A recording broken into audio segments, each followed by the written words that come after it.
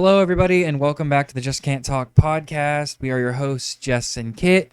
And today, we're going to be talking about Gabagool, Tony Soprano. Gabagool over here. Gabagool over here, and this many saints in New.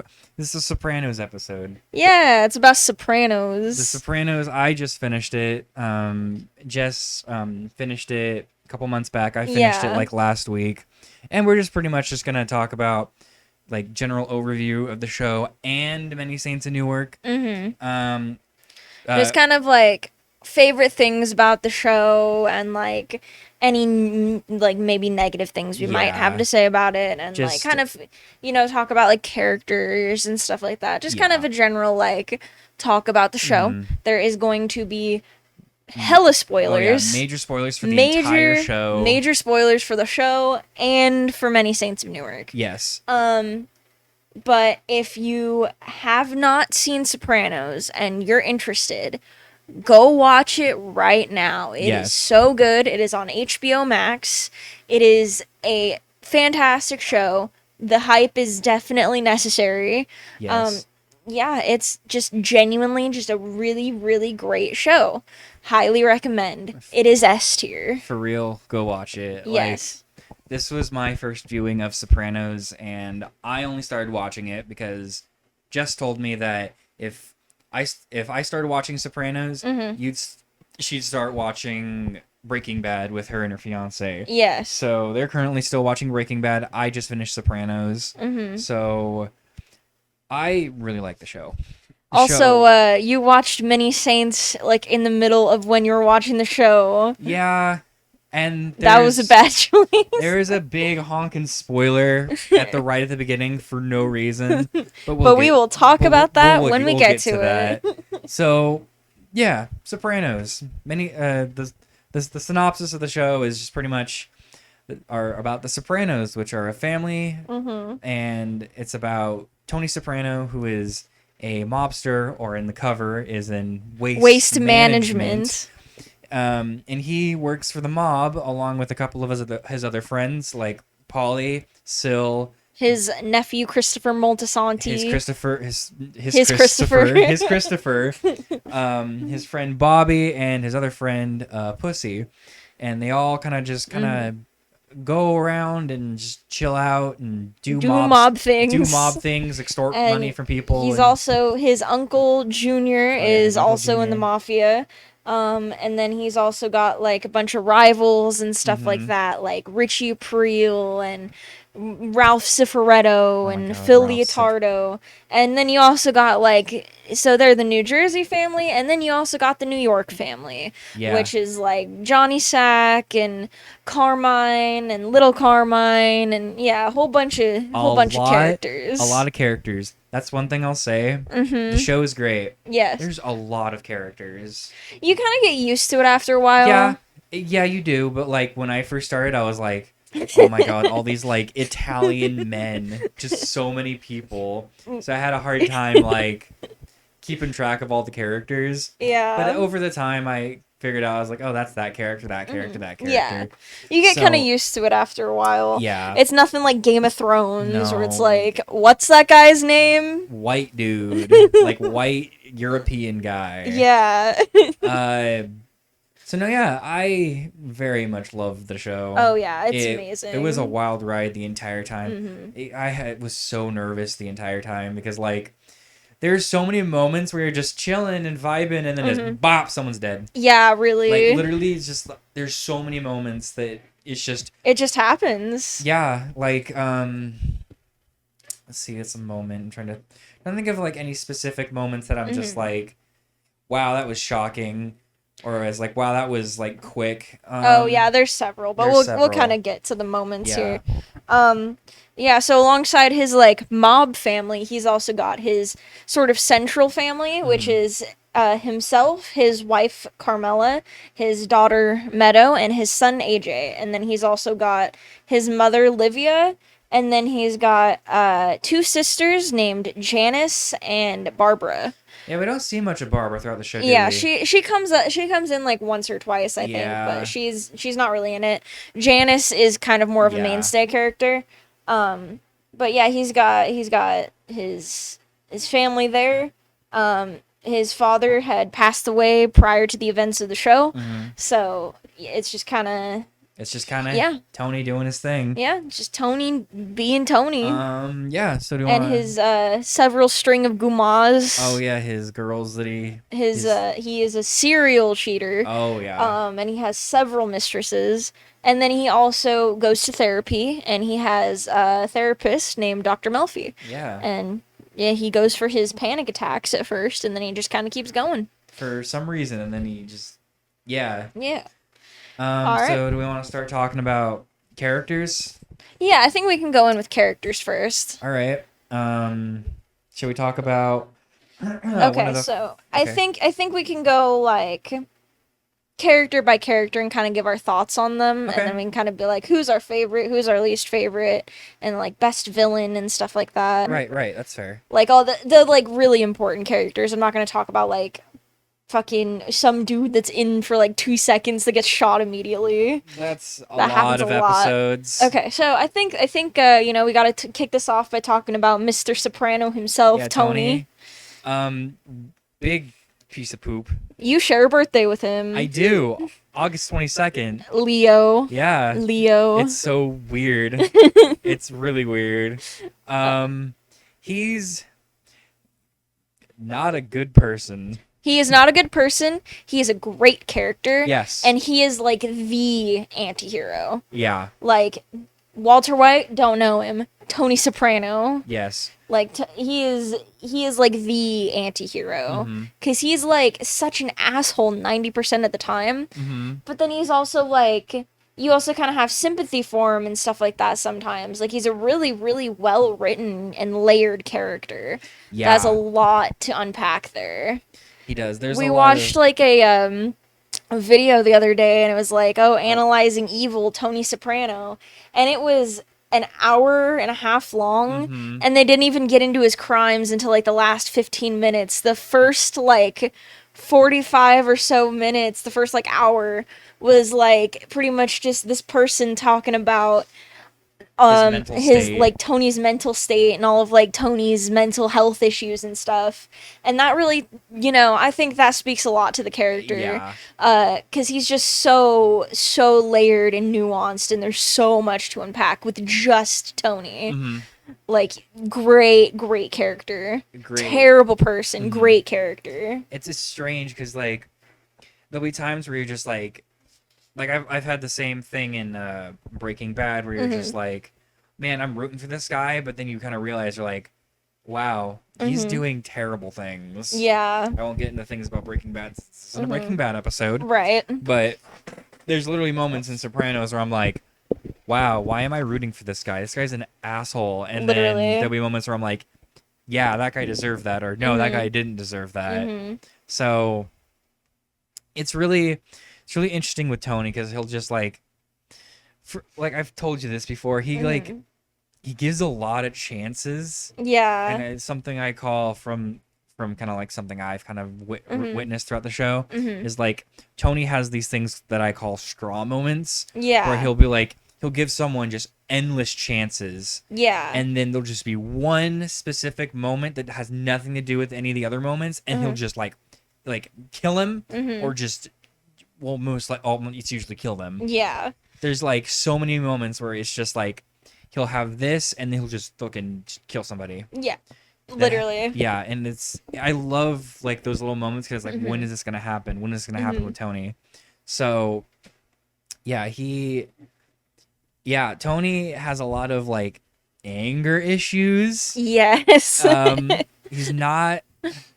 I wouldn't even call him like a good dad. Well, no, he's not. He ain't. He is not. No, yeah. He tries sometimes, but Tony overall is a very selfish person. Yes. And he's also very like, he shows very clear favoritism just in anything. Like he'll show favoritism in his work, he'll show favoritism in his family. Like he's like, if I like you, then you can't, and then you know, like I'll give you endless chances, but if I don't like you, if you've wronged me in some way, you're pretty much dead to me. Yeah. So he he's very biased, like, constantly. Yeah. You know, there's somebody like, you know, like Tony B that he, you know, kept giving chances to, but then somebody like Pauly, it's like he pretty much was like, man, fuck Pauly most of the time. Yeah, and literally. then like, yeah, it just depends on if you're in Tony's good graces or not, if you're gonna be treated well or get what you need. Which sometimes you can just never tell. Yeah. Like with character that happens later on, Ralph Silveretto. Mm-hmm. Like behind his back, Tony was like, "Man, fuck this guy." Yeah. But like in front of him, he's like, "I gotta play face. I gotta make sure this guy thinks that I'm on his side." Yeah. And it's scary how fast that Tony just be like, "This guy's a good guy," Yeah. even though Ralph Stefaretto is literally one of the worst people in the show. Oh yeah, like, but we will get to it. Yeah, we'll get to him. But it's just crazy how Tony just like on a dime just flips to being oh, he's my best friend. Yeah, he's very like fickle is a great word to describe Tony. He's very fickle, and it's like you can see that a lot in like every aspect, because it'll be like that with, you know, like even with like his wife, like he'll like, you know, she'll just be like vibing and chilling, and then he'll just be like fuck you for like no reason. I mean, she does the same. The amount of times that has happened in the show just because of one thing. She does the same thing too, but he's really bad about that, because you know that he does it as well, because he'll do it like with his gumars or whatever else. Like he'll literally just be like, he'll just like end things with a gumar for no reason and be like, I just don't like you anymore, fuck you, for like no reason. Yeah. Or something very minimal. And it's like, all right. So yeah, Tony Soprano is a very fickle person, above all else. Yeah. See, what else about Tony? Well, you know what? Let's talk about the actor. Yeah, James Gandolfini. He won 3 Emmys for his portrayal of Tony Soprano. Did he really? Yes. Holy fuck. Okay. Rightfully so. Yeah, rightfully so. He earned every single one of those. He embodies that role so fucking well. Like, he does such a good fucking job at playing Tony Soprano. Like, no one else could have played him. No one. But I also want to say, like, from what I've seen, he is like this. He was like the sweetest guy. Oh yeah, no, he's like, very like. He just looked like the nicest person. Yeah, no, he was not like Tony. Yeah. But that's, you know, that's the thing. That's which is interesting, because I feel like most actors that play just fucking shitbags are like the nicest people, or you have to be like the nicest person to be like. I feel like you need to be able to have some kind of humanity in order to give humanity to these awful people. Yeah. Because if you're going to play a good anti-hero, you need to have that kind of, like, humanity. Yeah. You can't just be, like, a dickhead and then try to play this person, and then, you know, you'd lose the nuance. Exactly. But he had such a great way of doing that, because he just seemed like such a genuine person. And he was very, you know, private about his private life, which I can understand. But, you know, he was like, you know, he was on freaking Sesame Street. Yeah. I mean, everyone's on Sesame Street, but yeah. Okay, but what, like, 2-year-old is gonna know who James Gandolfini is? That's true. That's true. I mean, sadly, when did he pass away? He passed away in 2013. Oh. And he was 51, I believe. Yeah. He was really young. And he died of like a heart attack. Yeah, it was some sort of heart issue. I can't remember exactly what it was. But yeah, sadly, he did pass away, and he was, I mean, he was one of like the greatest actors of that generation, you know? Like, he's just... That role alone is just so incredibly well played, and if that it would, the show would not have worked if they had got anybody else. Yeah, for real. Like, it works so well because he just does such a good job, and he makes this terrible person, he makes him like charismatic and sympathetic.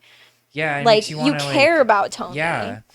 You care about what happens to him, even though you see him, you literally watch him do these terrible things week after week to other people, to himself, you know, you watch him do these things, but you still care about him because he's such a fucking interesting person, and he's so charismatic. Yeah, he's a brilliantly written character that is just like, I just can't believe I hadn't watched the show beforehand, Yeah. like in the years prior, because like, God, it's so good. Oh yeah. So yeah, that's Tony. Yeah. Who do we want to go to next? You want to go the family route, or you want to go? Where do you think we should go? Where are you feeling? I want to Take talk the wheel. about. Honestly, I want to talk about Chris next. Okay. All right. So, I mean, I would say Chris is like Chris Muldesante. Yeah. He is probably like second lead character, is Yeah. what I would say. He's like the spiritual lead behind Tony. And you know, he just has such an arc. Oh my God, yeah. He has like the biggest arc I've ever seen in like, or not biggest, but like widest kind of like change. Oh yeah. I've ever seen a character take. Oh yeah. It's like, such a season 1 Chris and season 6 Chris are not the same person. No, like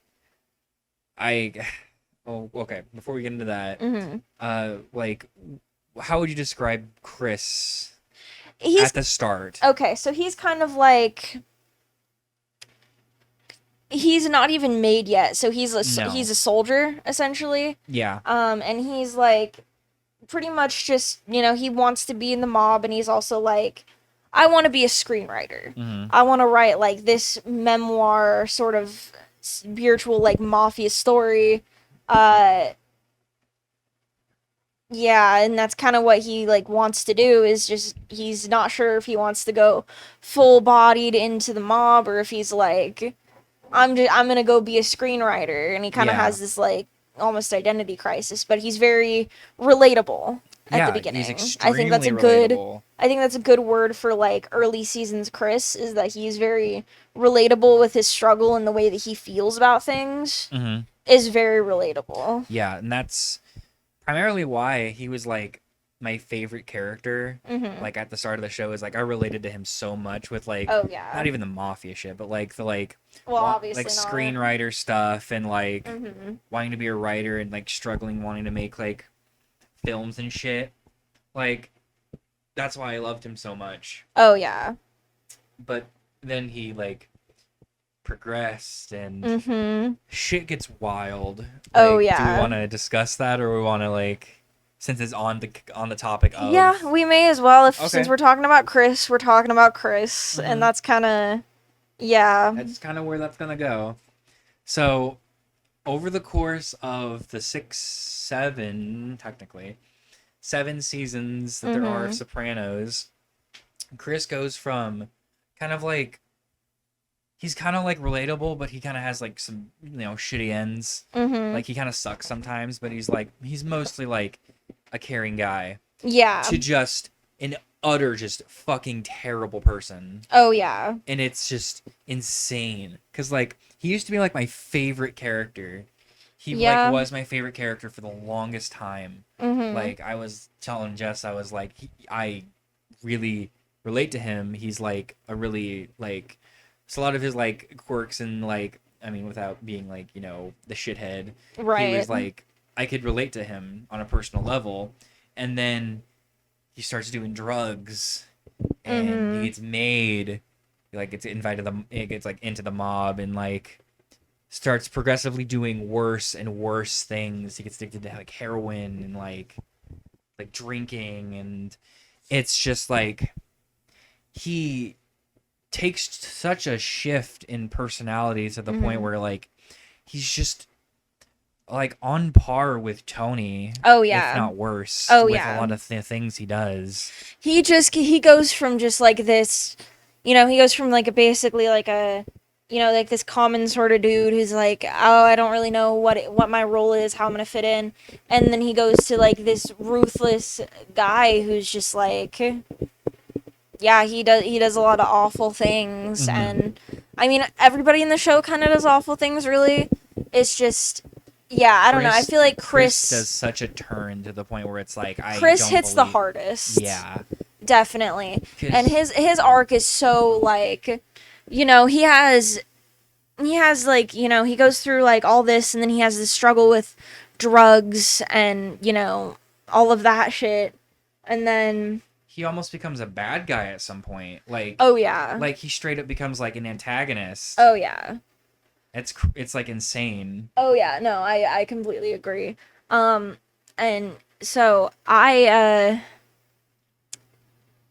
so his girlfriend, Adriana Lacerva, she was essentially, she was like a rat for the FBI, if you will.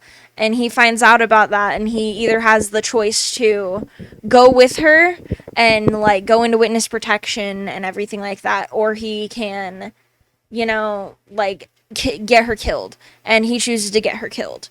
Yeah. And it's a really, I feel like that's a huge turning point for the character. It really like is. That's a huge turning point for Chris. And yeah, no, and he didn't treat her always the best either. So that, you know, I feel like that really like added to his like unlikability. But yeah, he did that, and then afterwards he met another girl and like had a baby with her. And his drug use was eventually his downfall, because you know, huge spoiler warning. Yeah, huge spoiler. Huge. I got spoiled Spoiler. to this. Huge spoiler. So one day, Tony and Chris are just driving in a car, and they get into a car accident. And Tony's gonna call the police, and Chris is like, "Don't call the cops. I will never pee clean. Like, he'll never be clean." And at this point, this was like, you know, like late in season 6, and he was supposed to have been sober for a while at this point. And Tony just kills him then, because he's like, you know, if I keep him around, he's never gonna get clean. He's never gonna get better. He's a danger to himself. He's a danger to me. He's a danger to his child. Because in the back seat, Chris's daughter's his like infant daughter, her car seat in the back was just like mangled and destroyed because of the car accident.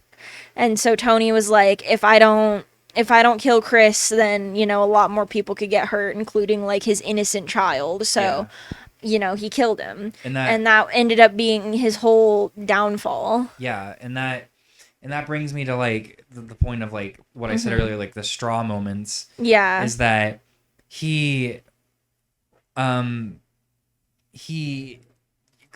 Tony has so many opportunities to whack Chris. Yeah. Just for so much more. Oh yeah. And he doesn't. Yeah, and it's a weird, like, it's just kind of one of those moments where it's like, I don't think that there was necessarily, like, you know, like you say, there's the straw moments. I don't know if there was necessarily that, but I think that it's more of just like, Tony was tired when it came to Chris. Like, Chris was just not gonna get better in that way, and Tony was like, no, I need to kill him and take care of him before it gets any worse. Yeah, it just, but yeah, I feel like Chris is another one of those like really well written TV characters. Yeah. Like, he's just a really well written character because he has such like, he has the most definitive character arc throughout the whole show. Like, other characters have really good arcs, but his arc is like like, that is an arc. Like, that's whole ass Noah. I've never seen, like, at least that I can think of. Yeah. I've never seen like a protagonist straight up come around and become like not an anti-hero, but an antagonist. Yeah. Like, as far as I know, I can't think of any character that does it over the course of the whole show. Right. And do it in such a way that it does it really well. Yeah. Not Game of Thrones. Yeah, you said does it well. Yeah, I said not Game of Thrones. They don't do it well.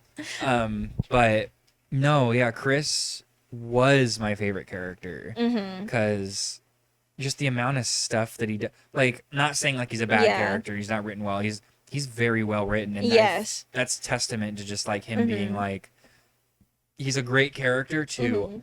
I really don't like this guy. Yeah. So it's good to see like like they wrote him in such a way they did it super well to the point where it's like, I can't believe they made him just a straight up antagonist. Oh yeah. Pretty much towards the end of the show. Oh yeah. So that's Chris. I guess, yeah, okay, so from Chris, I guess the next jump from that would probably be like Silvio Sill. Oh yeah. Yeah. I feel like a lot of the other mob guys there won't be as big of like as much to say, but yeah, we'll kind of go through all of them. I always liked Sill. I always thought he was a good character. He's one of the more like decent mob members, even though he does some like shitty things, of course. Everyone does shitty things. But he's one of the more like decent guys, if you will. Yeah, I really like Sill. I think he's a good character. He's got especially like, you know, for a while he's kind of just like a background guy. But, you know, I feel like in the end he gets like a pretty good like he gets more definition of character. Oh yeah. Like I feel like every character in the show is really like well defined, but yeah, no, I like Sill's sort of like arc at the end there, you know. Yeah, he's the one that spoilers for the show. Yeah. He's the one that gets put in the coma, right? Yes. Yeah. It's crazy that we never even get an answer to that. Yeah, his fate is also left ambiguous, just like Tony's. Yeah, that's true.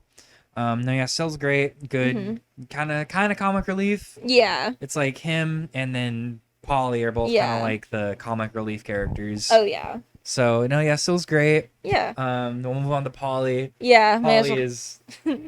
I love Polly's Polly. A riot, dude. He's hilarious. He's so funny. He's always complaining about something. He'll just be like fine, and then he'll just like go off the rails for like no reason. It's like, dude, what are you doing? Yeah. It's like one of my favorite parts from the best episode in the show, from the Pine Barrens. Oh my god, him and Chris are, like, Pine Barrens is so good. We'll get to that episode specifically, but like they're like trudging through the snow, and then Chris just turns to Polly, and Chris goes, "What's wrong?" And he goes, "I lost my shoe." And it's like the funniest thing. Oh man, yeah, Polly's a riot, dude. But a lot of shit happens to him. Yeah, that's true. It's like, but he survives in the end. He does survive, supposedly. Well, we didn't see anything that would leave his fate super ambiguous. But that's true. Yeah, he is like one of the only surviving people left in the mob on Tony's family. Fucking crazy. So yeah, that's wild. Yeah.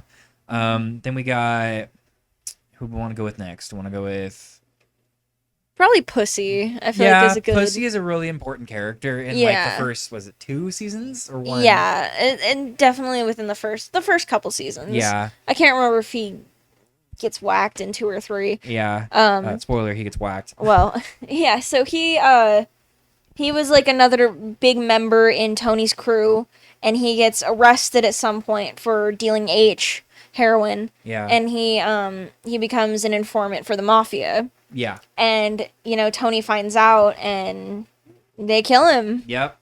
And it was a big moment, especially for Tony, because Pussy was somebody he really trusted. Yeah. And didn't he it's still interesting because they still show a lot of respect for him even when they're going to kill him. Oh, yeah. Because they let him they like take him on a boat, and then they still let him have like a final drink.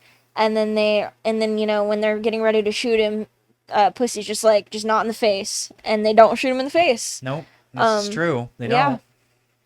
And no, yeah, I feel like Pussy's a very good character. Yeah.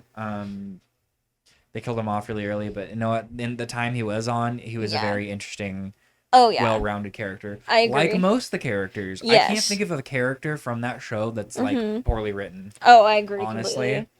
Agree completely. So good. And from that, I feel like we can go to Bobby. Yeah. Bobby is like the heart of the group. Yeah, he doesn't really like fully come in until later. Yeah. And he kind of comes in with like Junior at first, and he forms that bond with Junior before really kind of then so he forms that bond with Junior, and then he gets together with Janice, who is Tony's sister. Yeah. And then from there he kind of forms more of a bond with Tony, kind of like in the last couple seasons. Mm-hmm. Bobby's just like a good dude, man. He's just a good dude. Is like the best person in the show. Yeah. And he's the only person I would Well, okay. He's one of. I would say like Meadow is arguably a better person. One of the few people actually in the show that's a good person. Yes. So, no, yeah, Bobby pretty much just like is a family man for like the later half of the show, and it's only like the last bit that he becomes like kind of at moments kind of mean, but he's never really mean throughout the entire show until like the very end. Yeah.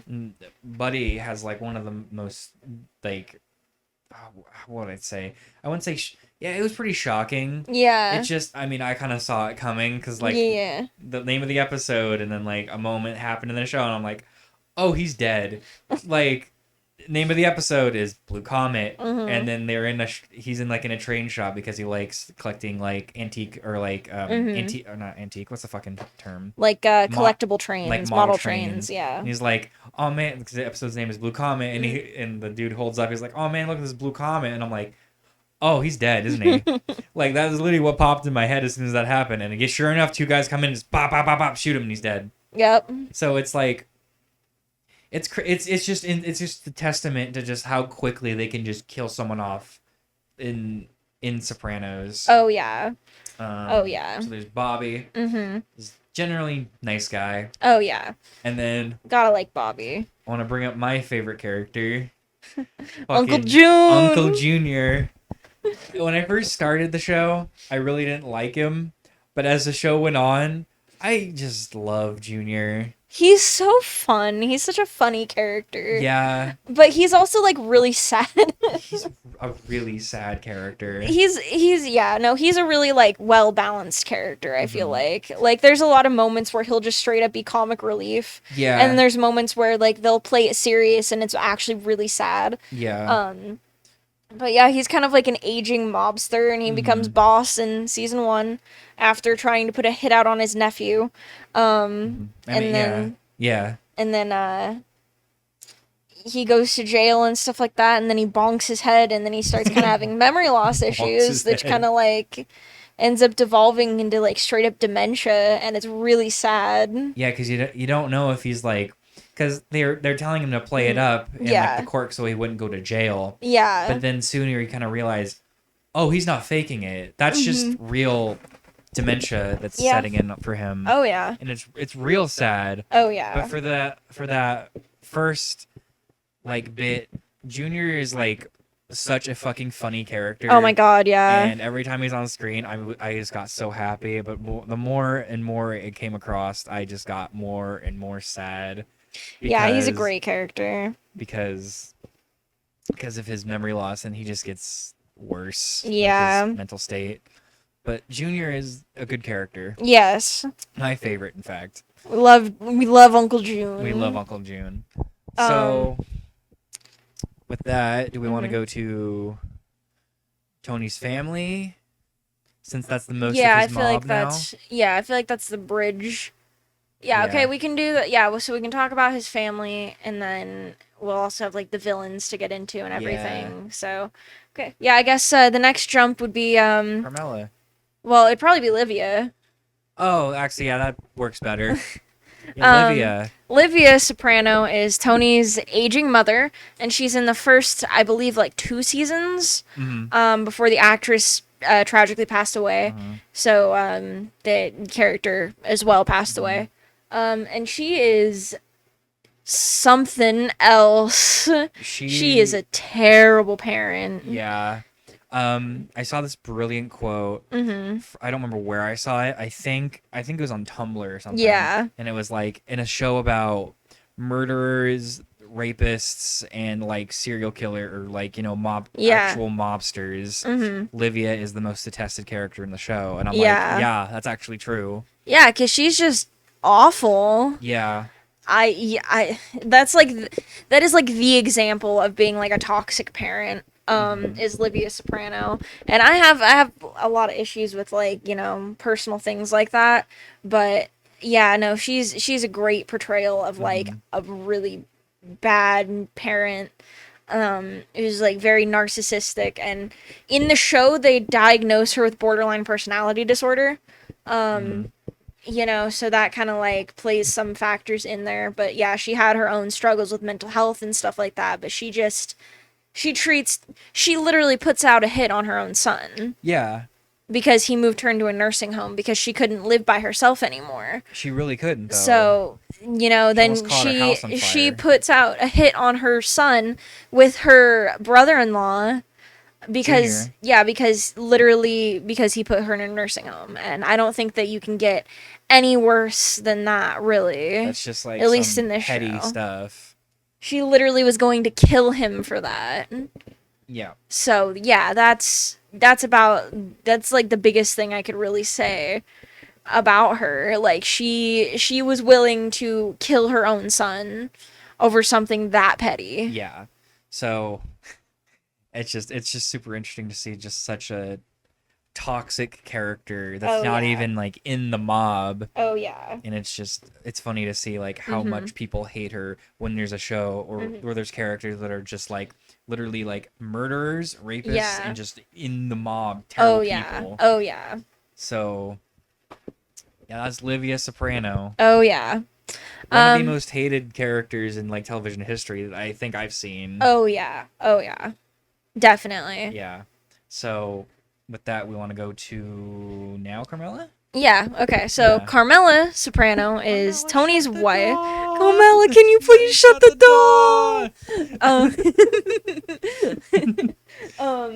Yeah, that is she's Tony's wife. You know, she kind of knows about a lot of like the things that he does, like the mob activities, the cheating and everything like that. Like she knows about it. She just kind of is like numb to it. Yeah, she knows about it. She's like, okay, I'm just gonna turn a blind eye as long as it doesn't affect me. Yeah. She's such a good fucking character. Yeah. She's a great character. She is a really good character. Like she has a lot of like nuance and like there's a lot of subtlety within her character and stuff, and she just gets more like she gets more developed the more you go on, which I think is really interesting. So I don't want to bring up the comparisons to Breaking Bad again, but it's kind of it's like, kind of like inevitable. Okay, so I'm almost done with Breaking Bad, but you know Skylar I feel like is a very similar character to Carmela, but like she doesn't have any of the like heart or nuance that Carmela has. Like Carmela is just like one of the best written like TV wives in that way. Yeah. Like she's so well written. Because Carmela has her own like hopes and dreams and stuff that she wants to do. Yeah. Where Skylar like yeah, she's well written enough, but she just kind of like is like, oh, Walter's doing drugs or making drugs. Yeah. I guess I'll help. No, Carmela feels like her own character. Yeah. Yeah. Like that's something that I really like is that Carmela feels like her own character. Like within the first few seasons, it kind of focuses on like her religion and stuff like that because she is, a Catholic. So, you got the Catholic guilt and everything. And, she has like throughout the show, she just kind of has these own, like her own things that she wants to do. Like she wants to go on a trip to Paris with her friend Rosalie April and they go. And, that's great. And then she wants to get her real estate license and start building a spec house so she can, like, sell houses and stuff. And so she does that. Like, she doesn't only want to rely on Tony. She wants to have her own agency and do her own things, which I think is a really interesting thing. Exactly. And I think there's, like, a small arc where her and Tony get into a big fight where he's like, oh, here, I'll just do this for you. And she's like, no, I don't want to do that. I want to do it on my own. He's like, no, I'll do it for you. And it's like, no, she wants to do it on her own. Also, like, there's like that, I think it's about a season long almost arc where they break up, they get separated. Yeah. And some of, like, Carmela's greatest moments are in that season. Yeah. Like, that it really shows her depth as a character. And, like, also just Edie Falco's portrayal of her is fucking amazing. Yeah. She's so good. She also won 3 Emmys for her role. Good. And she definitely deserves it. There's one scene where, like, the scene where Carmela kicks Tony out of the house after his ex-Gumar calls and is like, hey, Tony was sleeping with my cousin. So she kicks Tony out of the house, and there's this really intense, like, scene of them kind of fighting and stuff like that, and it's really, really well done, and both of them won Emmys for that, and that, they both deserved it, wholeheartedly. Yeah, she's great character. I love Carmela. She's a great character. I highly agree. Yeah. Well, we could go either way now. Well, we still got I guess we'll talk about Meadow next. Yeah, we can talk about Meadow. I don't feel like there's too much to say. Yeah, she's like average at the start, teenage girl. Yeah. Teenage girl stuff, you know, high school, stuff like that. Yeah. Meadow's fine. Yeah, she goes to college. She gets into like social science. She gets into law. Law, that's what it is. Yeah, she goes into like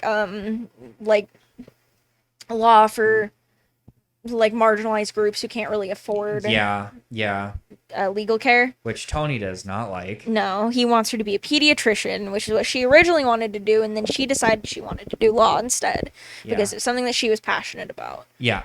Meadow is probably one of the best people in the show. Just like ethics wise and stuff, but yeah, I mean, she's, as a character, she's all right. Yeah. She's kind of like obligatory teenage girl. Yeah, not a whole lot to say. I feel like she doesn't have like as definitive as an arc as like other people in the show. Yeah. But yeah, she's fine enough. Yeah. And then we'll talk about AJ. Yeah, AJ. AJ though has a much bigger arc. Definitely. So he's the younger of the Soprano children. And he's kind of like in middle school at the start of the show. And he kind of goes through like the whole phase of like edgy teenager. But I feel like his arc really comes into play when after he graduates, and he's kind of like in this limbo of not really knowing what he wants for a while. Which I feel like a lot of people struggle with. Like I know I struggled with that. So no, yeah, I think that's why a big reason why AJ is super like relatable is like especially with people so young is that shit is a real thing. Yeah, and he kind of goes through like he I feel like he's a really good representation of like millennial culture of like unsure of what you want to do outside of high school and stuff. And you know, he kind of goes through like a bunch of different ideas of what he ends up wanting to do. And yeah, I mean, I know a lot of people really hate AJ. People hate AJ. I was expecting to dislike AJ a lot more, but he's honestly one of my favorite characters. The thing is that he is the main thing why people don't like him is that he is really whiny, and entitled. And the entitlement, absolutely. And I can see where you're coming from with like the whininess and stuff, but you know, I mean, I feel like he has a right to be, I guess, upset at the state of the world, you know? Yeah, and like the way sometimes, you know, Tony treats him and like Carmela treats him sometimes are not the best. The entitlement, absolutely, though. Yes, I completely the entitlement, agree. yeah. Like, he is incredibly entitled. Yeah. But there's a lot of moments that he goes through where it's like he changes a lot. Yeah. Like he goes from like this kind of like innocent middle school kid to just like he wasn't innocent. Innocent enough. What, no fucking ziti? Okay. Cursing doesn't count when you're Italian. But like, because Italians curse all the time. What, no fucking ziti? What, no fucking ziti? Like the first episode.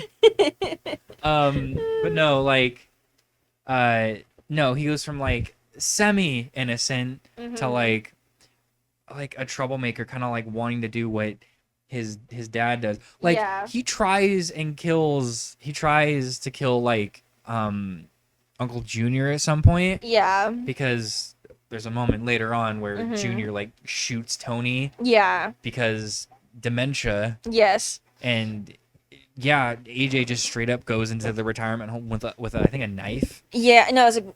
It's a knife. He tries to like kill him, and you know he gets arrested. So it's like it's crazy to see like him go through all these things, and I feel like we should talk about AJ. Like AJ's, I don't want to say defining moment because I don't feel like that's the right word for it. Yeah. But AJ's like big scene that's in the show, but I want to say that it's about he tries to commit suicide. Unalive. He tries to commit unalive. To get past the YouTube censors. Yeah, unalive. He tries to commit unalive So and that really is like really his breaking point, and it's honestly like a really heart-wrenching scene to see. Yeah, I agree.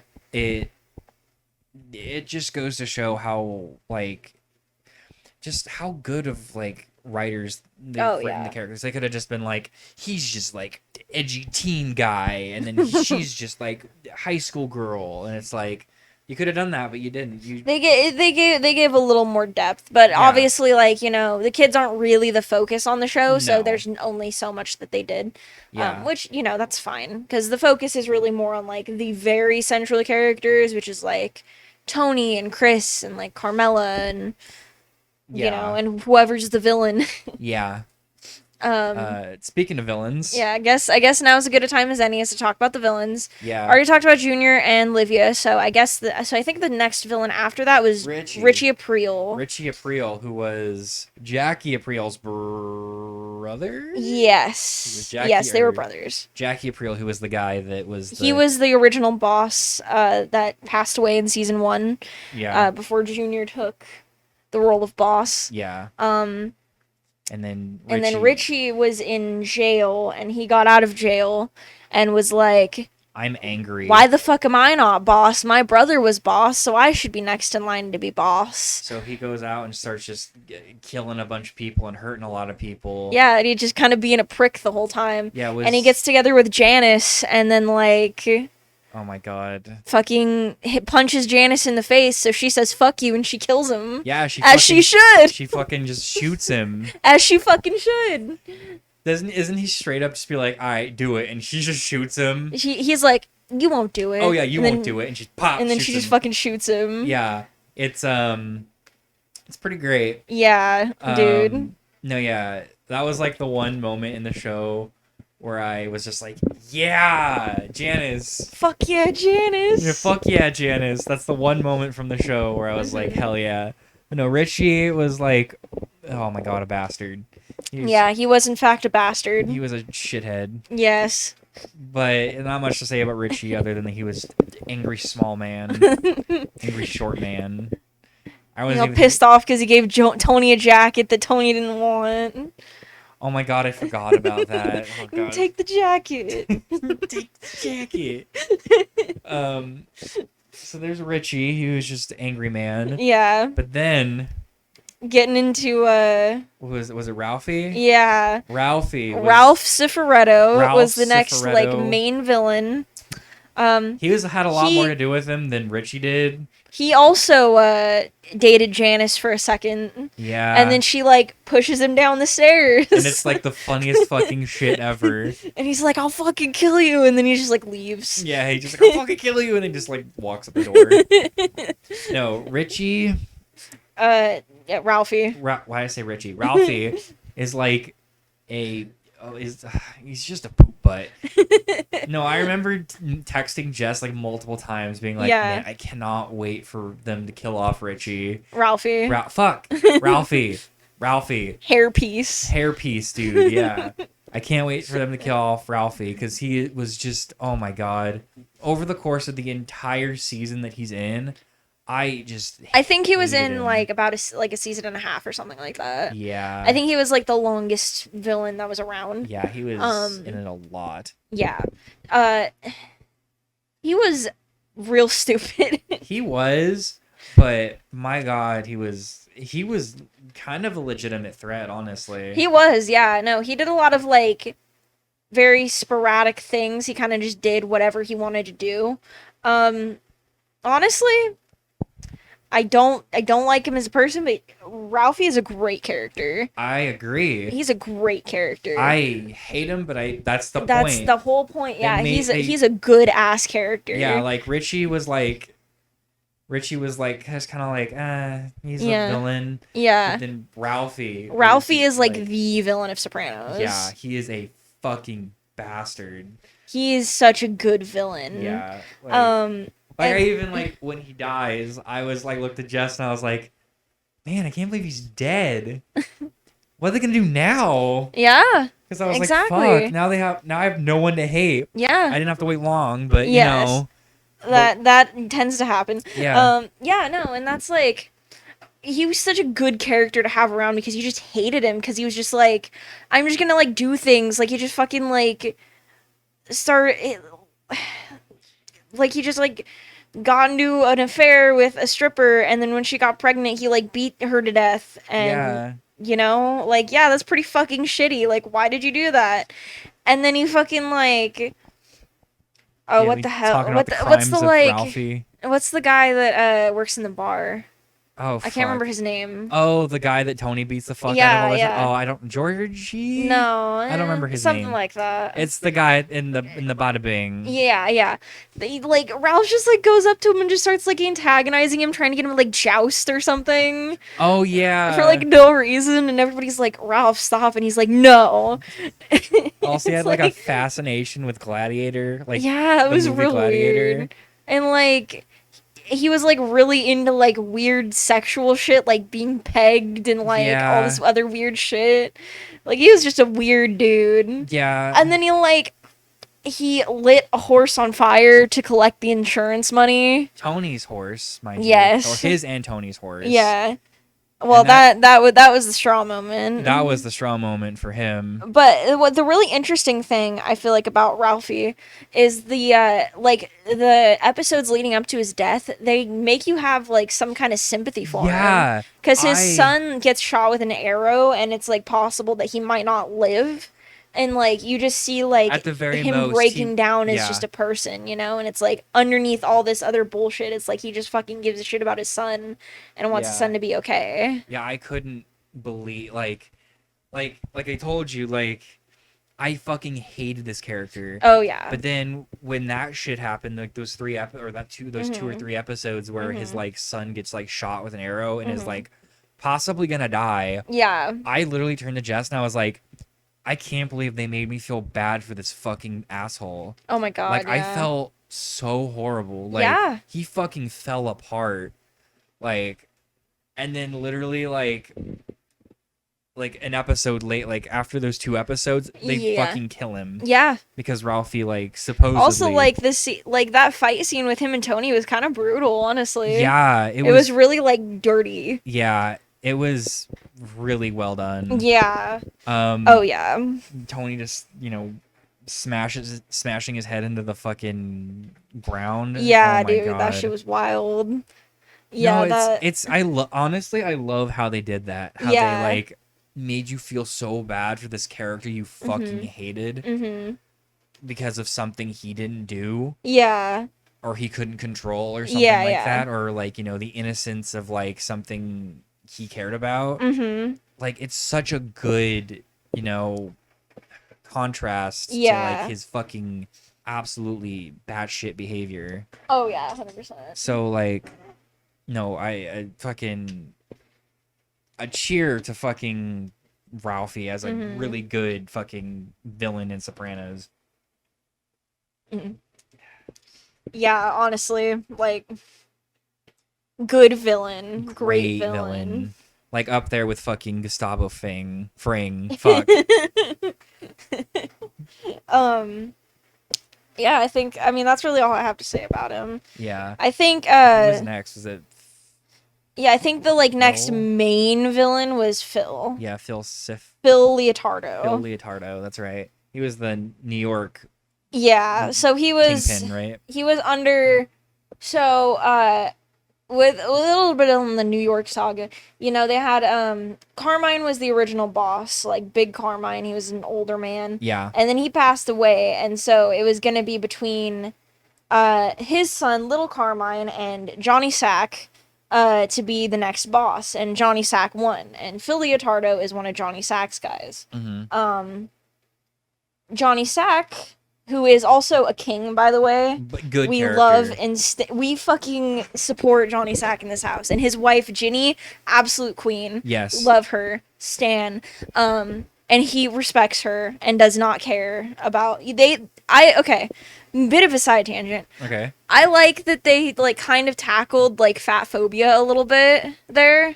with like Ginny, because I really did not expect them to tackle something like that. Absolutely not, especially from a Especially show then. especially with a show that's like primarily men, Yeah. white Italian mobster men. Yeah, no, and I thought that was really interesting because it's like, you know, she has, you know, it's like talking about how like she has all this like pressure and stuff like that from, you know, all the other wives, all the other families and stuff like that, and it's like Johnny doesn't care that how much she weighs, he just loves her, and you know, like he just wants her to feel happy in her own skin and stuff like that, and I feel like that's really nice. That is really nice, especially for a show like Sopranos. Absolutely.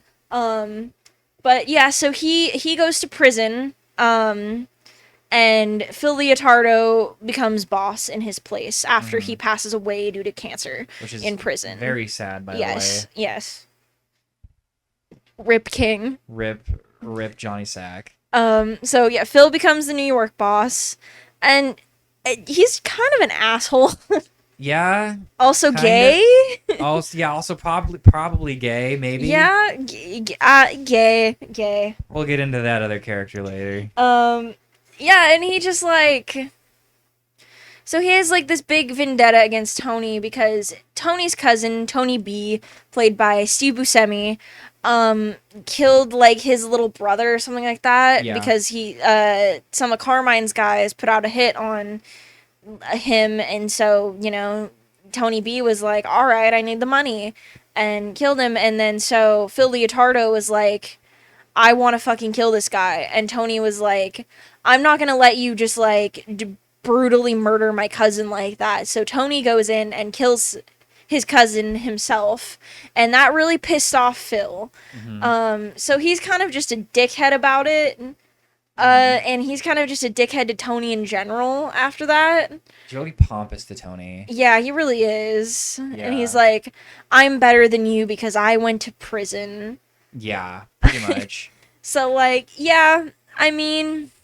Wait, is it the scene? Hold on, not to get ahead of ourselves. I think this is the one that involves Phil Leotardo. Yeah. Where they're in the snow and they start fucking running from the police. Or is that Johnny Sack? That's Johnny Sack. Okay, never mind. Ignore that. We'll talk about that later.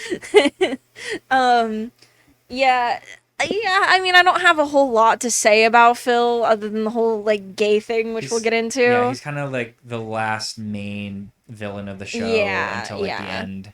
But, I mean, all in all, he doesn't really feel like, at least to me, because they make him kind of a villain, like, real late in the show, and he doesn't really feel like too much of a villain to me. Like, he doesn't really feel like that big of a threat, because it's like, you already know that the end is coming, and you already know, like, the inevitability of, like, Tony's story arc. So, you know, it's like, the real undoing of Tony Soprano is Tony Soprano. So Phil's just kind of there, at least in my opinion. I don't feel like he's, like, a terrible villain. I don't think he's a great villain. He's just kind of very middle of the road to me. Yeah. Yeah. Yeah. All right. Any more characters? What other characters should we talk about? I feel like we should talk about. I feel like we should touch on Janice. Janice is a main character. Yeah, we haven't really talked about Janice, even though she's part of Tony's family. Yeah, I mean, Janice is Tony's older sister, and Janice has a very unlucky string of affairs with her boyfriends. Yeah. You know, dating two of the main villains. And then she eventually, like, marries Bobby, and, you know, tries to, like, better herself and stuff like that, and that's kind of where her arc sort of leads, is, like, her trying to, you know, be better and stuff like that, and trying to not only raise her kid, but Bobby's kids, too, because Bobby's first wife, Karen, died during the course of the show. Yeah, so, that's right. You know, then she's, like, there for him and stuff like that. And Janice's motives are not always, you know, the best. Or the smartest. Yeah, she's very, like, she can be very underhanded and manipulative to kind of, like, snake in to get what she wants. Yeah. But I feel like, I feel like a lot of people, like, hate her more than they should. She gets a lot more hate than I feel like is necessary. Like, I'm not saying, oh, Janice is a great person, whatever. Like, she's just kind of like, she's not as bad as some of the people that they like say she is, you know, like she is not as bad as Olivia, she is not as bad as Ralph, you know. Oh no. Like she makes a lot of stupid decisions. Yeah, and she does care about Tony and stuff still, like regardless, like she doesn't do anything really to try to put him in harm's way too much. At least, I mean, maybe with like Richie, but I don't remember that arc as much. Right. At least not later on in the show. Like she kind of grows from that. Yeah, she really does. Yeah, that's Janice. Yeah. What else we want to bring up? Talk about. I feel like one of the last couple characters we can bring up would be Vito. Oh yeah, Vito. Okay. Vito's pretty important later on, and probably one of my favorite arcs in the series. Yeah. Okay. So Vito's kind of a background guy for a long time, like a couple seasons, 3 or 4 seasons. Before he really becomes like a main part of the show. But he's one of Tony. He's like in Tony's crew. He's just kind of like there. He works at the quote unquote at the construction site with everybody else, so you know, he kind of just sits there and like chills and whatever to collect that paycheck. But so Meadow's boyfriend also works there, and he discovers that Vito is gay. Which is, you know, that's a huge thing in the Italian mafia, especially in like the mid 2000s. Oh yeah, early mid 2000s. So yeah, he discovers that Vito is gay, and you know, Vito mostly just tries to keep this under wraps as long as he can. And then he goes to like a gay nightclub essentially, and other members of the mafia see him there, or like, it's not the mafia, but it's like drug dealers that work with the mafia. Yeah. And so like him being gay is essentially discovered, so he has to go on the run, and basically has like, and he like meets a like guy in a diner, and they have like this sort of little love affair and stuff, and then he goes back to the mafia and is like, no wait, but I actually need this money. And he eventually, Tony does not want to kill him. No, Tony's like, I don't care what he does, whatever. I just don't like, I don't want it like ruining. Yeah. He cares because he's Tony's biggest earner. Yes. Tony does things for selfish reasons and selfish reasons only. Yes. But yeah, no, so he's like, oh, I don't want to kill off Vito, but Phil decides to just do it on his own and kill off Vito, so Phil just goes and kills Vito. Yeah. And yeah, there's like a whole video, I think it's by like Sopranos Theories. Yeah, it is. About like, oh, is Phil and Vito like, are they like gay lovers or whatever? And I think it's really interesting. You should give it a watch if you haven't. It's really interesting. It really is. Yeah, I mean, I can very much see it. It's like the points he gives, I won't say anything about his video. Just give it a watch. Oh yeah. But he proves a lot. He gives a lot of points to like, yeah, I can really see that. A lot of imagery and shit. But no, yeah, Vito is probably one of my favorite characters. He's a very interesting, well-written character. Mostly at the end of the show, near the end of the show, because he's only in it for like, for a mainstay as like like a season, and that's, or like a season or like half a season, not even really that long. So no, yeah, Vito's a very good character. I think the only other character that I can really think of that we like need to touch on is Adriana Lacerva. Yeah. So Adriana. So she's pretty much in, like, she's in almost every season of the show. Actually, she is in every season of the show. She is. But she is Chris's girlfriend. And she stuck by him through everything. He beat the shit out of her more than once, and she still stuck by him. And there's a great moment in the show. Chris is going on like a drug bender, and so she has this little like rat dog. Oh my god. I forgot about this. Named Cosette, and he sits on her and kills her on accident. And while he was high. And it's just like, It's just funny. It's real really funny. But it's sad, but it's funny. Yeah. But so Adriana meets this this girl Danielle, who unbeknownst to Adriana is an FBI agent. Yeah. And befriends her, and so Danielle can get more information on the mafia and stuff like that. Yeah. But then Chris tries to like feel up Danielle and stuff like that, and so Adriana's like, fuck you to Danielle, because Chris tells her like, oh no, it was her coming on to me. So so she stops doing that. So the FBI is like, okay, well, we'll get her for cocaine possession, because she had cocaine in her club. Yeah. And so then they arrest her and are like, if you're gonna go to jail for like years and years and years if you don't become an informant for us. Yeah. So she ends up becoming an informant, although she is a civilian.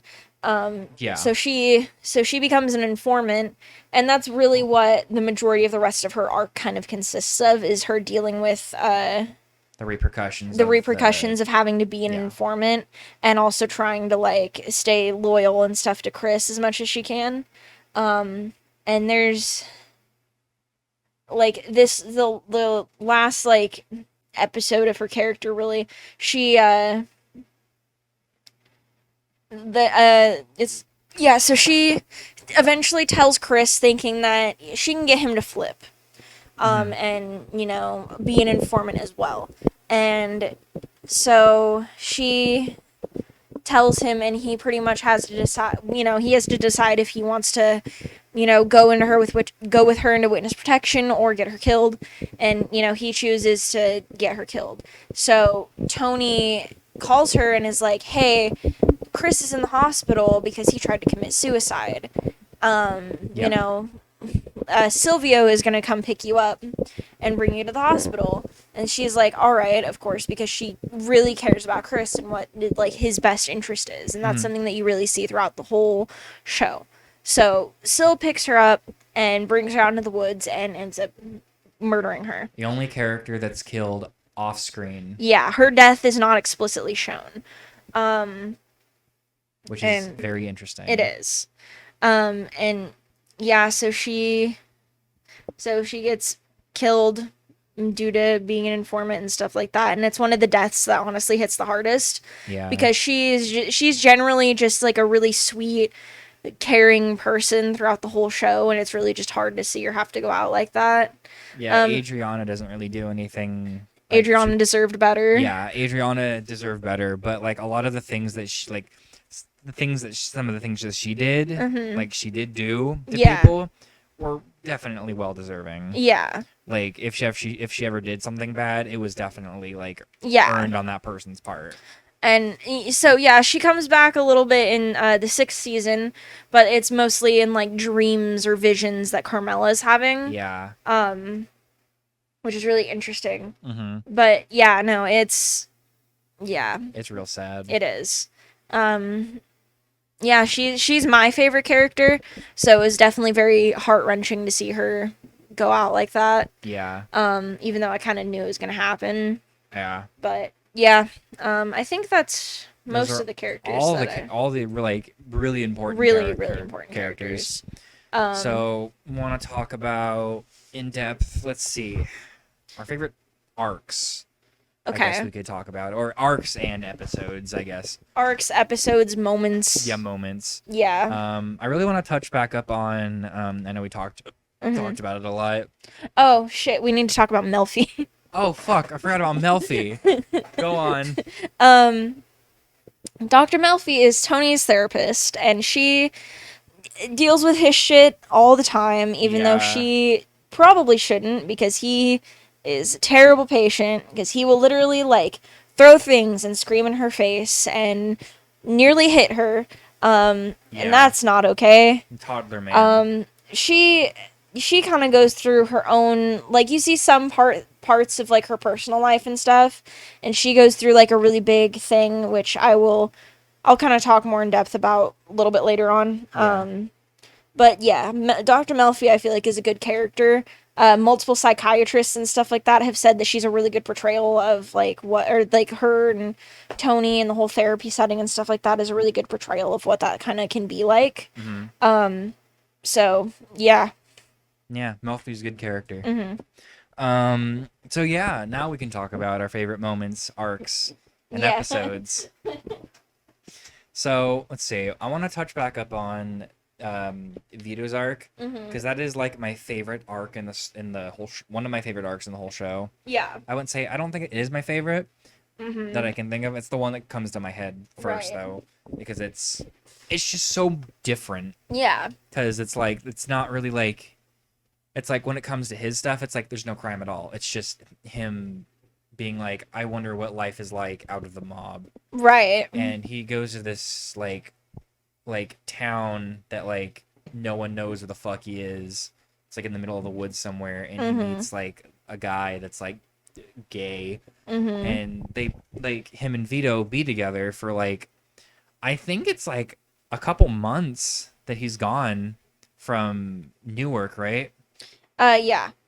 And no, yeah, I really like that like kind of slow down kind of moment over the course of that arc with Vito, where it's just like him kind of processing that like, what am I doing with my life and kind of type of stuff.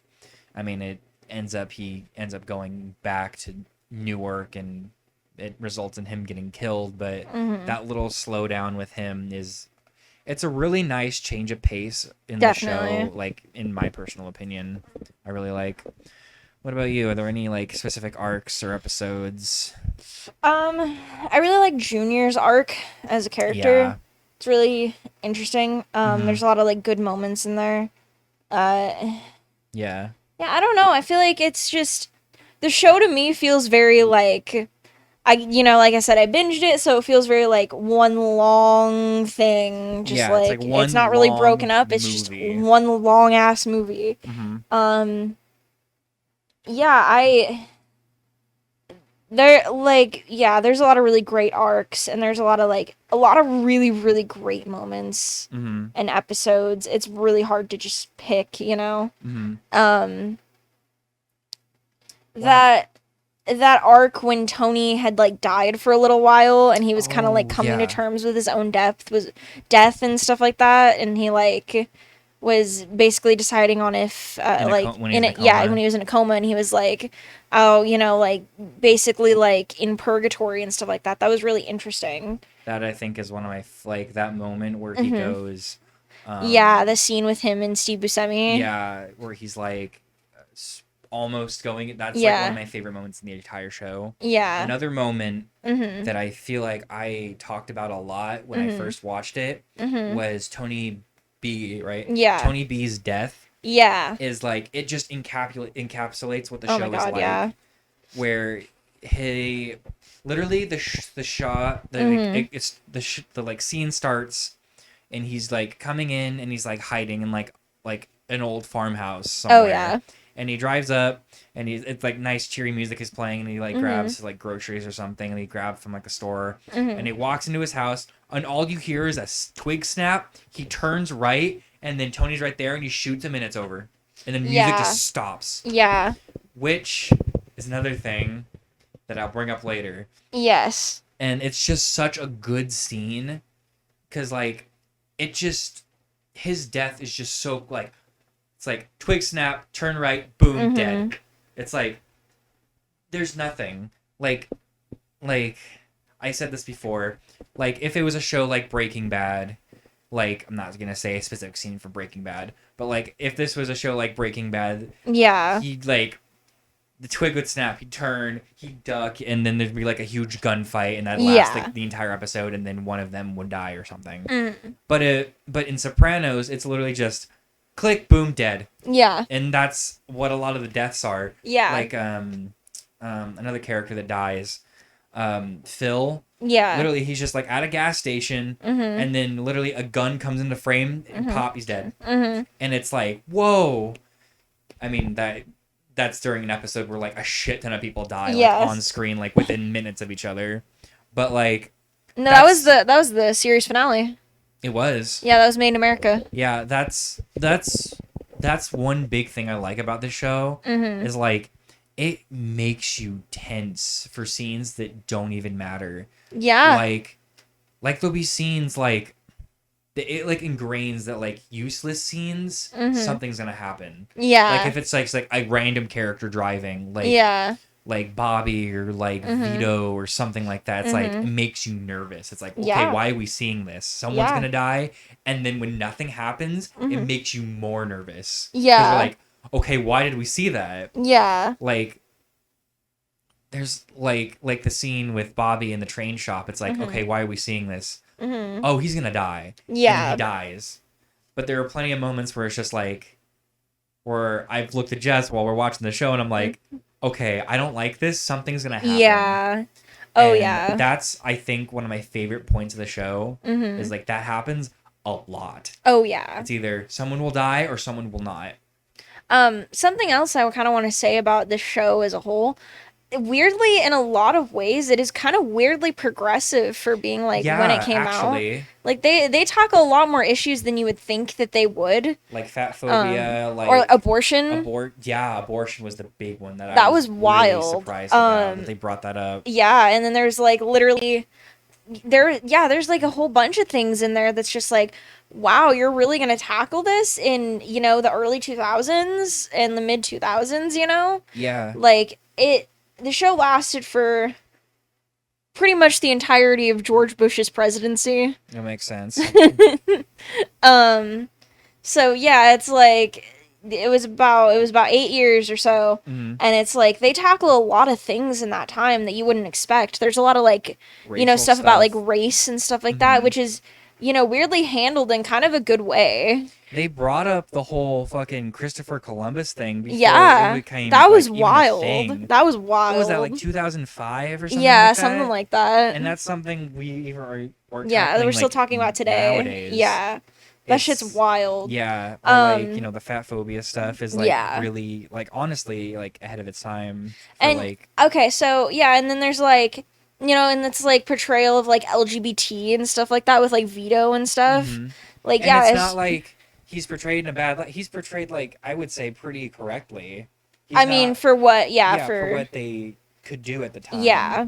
It's like he's portrayed pretty well. It's not I like would he's think just so. like, oh, the super flamboyant guy. He's just like, And I know you've said like before that you have like an issue with how they portray like the women characters and stuff like that. yeah, But- not all of them. Yeah. But some of them, I'm like, I can see okay, kind of what you mean because there is a lot of like violence against women and there is a lot of like yeah, women around for like sexual clickbait, if you will. yeah. Um, But like Aid and Carmela, like Carmela alone is such a strong, well-defined female Yeah. character, and then you have like all these other characters like Adriana, like Janice, like even Olivia. Olivia is or like Meadow. or Meadow.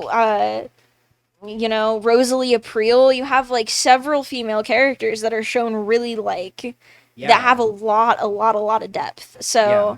Or Melfi, Yeah, even exactly. like you have so many characters that are women characters that I feel like they gave a lot of nuance to. That I feel like the show is weirdly, in a way, progressive, even though a lot of the characters are not very progressive. Yeah, I agree. which is what I mean by like yeah, a lot of the characters are written very like a lot of the female characters are written very very well. Yeah. But like there's like points where it's like okay, it's like there's a lot of like exploitation I see what you like mean. some parts, not a lot, but like some. I see what you mean. But like but like Aid and like Carmela, you never even see Carmela's like You do once. once. Okay, well you see Carmela's like cleavage like once over the course of the whole show, which is surprising. Yeah. See, I didn't even remember that. You don't even see Aid. Yeah. Really? Yeah. Oh yeah, no, you're right. Yeah. The most you see is like underwear. Yeah, which is really interesting when it comes to character perspective. Yeah. Like especially with Tony. Yeah. Like you see all of his Guma's like bits and parts, but like you never, very rarely, like you said once, only see Carmela's like breasts ever, and it's such an interesting thing. I'm sure there's something there, but Yeah. I'm not smart enough to dive into that. Yeah, no, it is. I really. So, okay, I guess we can, from kind of that point, I guess we can kind of jump into, like, the really big issue that both of us really had with the show. And it kind of comes down to one arc. Okay. And that is, so Dr. Melfi gets assaulted in a stairwell, and it is really, really brutal, and it shows, like, everything. It feels very gratuitous. And, okay, so they do this really gratuitous assault scene, right? That on its own, yeah, I have issues with it. But the bigger issue is that they kind of wrap it up in like a 2 or 3 episode arc and never mention it again. Yep. So it's like this issue, this trauma and stuff like that she deals with from it. We never explore ever again. I don't even think it's 2 or 3 episodes. I think it's just like 1 episode. No, I think it's like 2 episodes, maybe 3. Yeah. It's definitely more than 1, but. Yeah, no, and then it's like she just kind of starts going back to normal after that, and it's like, that's not really how that works. No, it's really not. So, yeah, no, I hated that. No, I did and it not felt like that really, really over the top, like gratuitous. Like, they did not need to show all that. They could have just implied it or something else, especially for something that isn't even, it's like nothing in the sense of the whole show. Like, it's a, they don't explore it enough to, like, justify showing it. Yeah, it's never mentioned once ever again after that. Yeah. After that, like, very tiny arc. Yeah. Which, I do have a big problem with that scene and as a whole, because it's very gratuitous. But completely agree. But everything else in the show is, like, needed. It's just that one thing. That one thing is, like... That's, like, the worst thing about it. Yeah. Everything else, though, I don't really have too much of an issue with. You know, nothing I can think of anyway. There is a lot of, like, depictions of unaliving. But, you know, I don't feel like any of them are really all that gratuitous. Like, yes, you see it, but I don't feel like it's anything, like, over the top or anything. It's nothing, like, too in detail or anything. Yeah, nothing that I remember anyway. Yeah, it's a show with a lot of violence and a lot of sex, so it's kind of like what you would expect for that. Yeah. Yeah. So, all right. Well, there's our favorite arcs, some of our favorite episodes. Yeah. What do you want to talk about now? What about movie or yeah, I think we can hop into the movie. I mean, wait. Okay. I want to talk about the ending. Oh, yeah, okay. Yeah, I feel like we have to talk about the ending first. Yeah, we have to talk about the ending. Okay, so yeah, jump in. You want to jump in? Yeah, I'll just kind of summarize the ending. So, after an episode and a half, or there's like the pre-season finale, and then there's the finale.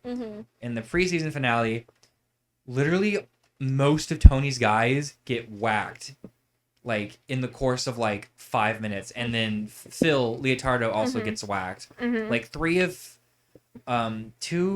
of Tony's guys die, and then 1 of them is in a coma. Yeah. And then Phil dies. Yeah. Quite brutally, might I add. Yes. And all that's left is Tony and Polly. Yeah. So they're just held up in Tony's house for, like, days on end in the finale. And they're just kind of waiting till stuff cools down. And then in the last moments of the show, Tony and his family, Tony, Carmela, AJ, with Meadow on the way to this restaurant. They're in this restaurant, and Tony is just eyeing everyone while Don't Stop Believing by Journey is playing in the background. And he's just eyeing everybody, and he's making sure it's all safe. And slowly for sure, you know, Carmela comes in, AJ comes in, Meadow's running late, and you're just watching her, you know, trying to find a parking spot for the restaurant. And every so often we're cutting back and forth, and Tony's still looking around. And then the penultimate, like, the climax of the episode is literally, like, it shows Meadow running towards the door, You hear the door chime. Tony look up, and the music just stops. Full halt. And screen cuts to black. Screen cuts to black for a solid, like, 10 seconds. Just black screen, nothing. Yeah. And then credits roll, and that's the end of the show. Yep. And it's so interesting. Yeah, so there was, I think, like, a couple episodes before that, Tony and Bobby are kind of talking about stuff, and Tony's like, oh, you know, like, what do you, or Bobby says something that's like, you know, I don't think you hear anything when you die. Yeah. And there's a lot of imagery and just, like, throwaway things that, you know, would lead us to believe that was Tony's death. Yeah, and like, there's that point where he's talking to Melfi where he's like, there's two ways out for a guy like me, death or jail. Yeah. And it's like, well, one of those was bound to happen. Yeah. And it's definitely, I think he died. Yeah, I want to bring up that other thing I mentioned later. Yeah. With Tony B, is that the music's playing, the music's going, and he unlocks the door, and as soon as Tony shoots him in the head, music stops. Yeah. And that's kind of visual representation or audio representation of someone dying. Yeah. And I feel like that's not the only time that's happened in the show. Yeah. I can't remember any other times. It's just Tony B's death is the only time I remember specifically because his came out of fucking nowhere. Oh, yeah. Like, oh, yeah. I know for a fact there's other times where it's music playing and then cut off, dead. Yeah, no, it's, I think most people kind of agree that Tony got shot. Is dead. Yeah. I also want to point out something I mentioned to you. Yeah. So, season 6 is split up into 2 parts. Yes. 6A, 6B. Yeah. In reference to, like, I think is a record. Like a vinyl record. It's essentially A-side and one long season, but it's split into 2 parts because that's just how it was released. And every season is 12. Is it 12 or 13? It's 13. Every season is 13 episodes long. Well, except for 6A. Is it 6A? 6A and B. How long is 6A? 6A is 21 episodes. No, it's not. Yes, it is. Is it? Yeah.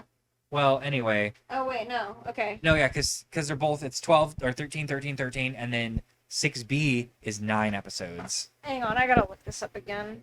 But the reason why I bring that up is because every season is 13, and then season 6B is... It's still the shortest season. It's 9 episodes. Yeah. Which makes me believe in kind of a, metaphor, Tony's life was cut short. And I feel like all signs point to that, which, I mean, I know everyone says that, yeah, Tony definitely died. But, yeah, I feel like that's my thoughts okay, the first part is 12 episodes, the second part is 9. Yeah. It's 21, it's a total of 21. Yeah. But, no, that's my thoughts on that kind of... That's kind of what I think what that means. I might be reaching, but that really... It's kind of symbolic in a way. Yeah. Like, it's very obviously what that is supposed to mean, I guess. Oh, definitely. So, no, yeah, that's Sopranos for you. Yeah. Most of the stuff. This show is like, there's a lot of really great moments and stuff like that. It's almost impossible for me to really pick a favorite. Yeah, this like, it can be really intense and dark, but it can also be like really, really funny. Yeah. So definitely like, it's just such a great show.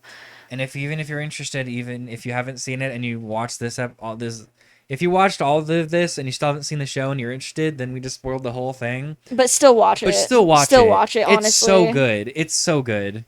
It's still worth it, honestly. It's still very much worth the watch. So, do we want to do a semi-quick review of Many Saints of Newark? Okay, yeah. So, Many Saints of Newark. I had finished the show when we watched it. You hadn't. I had not. And so. But I thought it was okay, because it's a prequel movie. So the movie opens up, and it's Chris narrating. Yeah. And he's like, "Oh look, there's my Uncle Tony, the man who killed me." Literally, right in the start of the film. Yeah. And that's never brought up again. Never. And yeah, so the movie. So yeah. First of all, it just spoiled the shit out of that for me. I know I probably should have watched the show first. Yeah, I think it's really like the movie is obviously for Sopranos fans, but okay, so the movie itself, I feel like as a Sopranos thing, not very good. Yeah, kind of the same.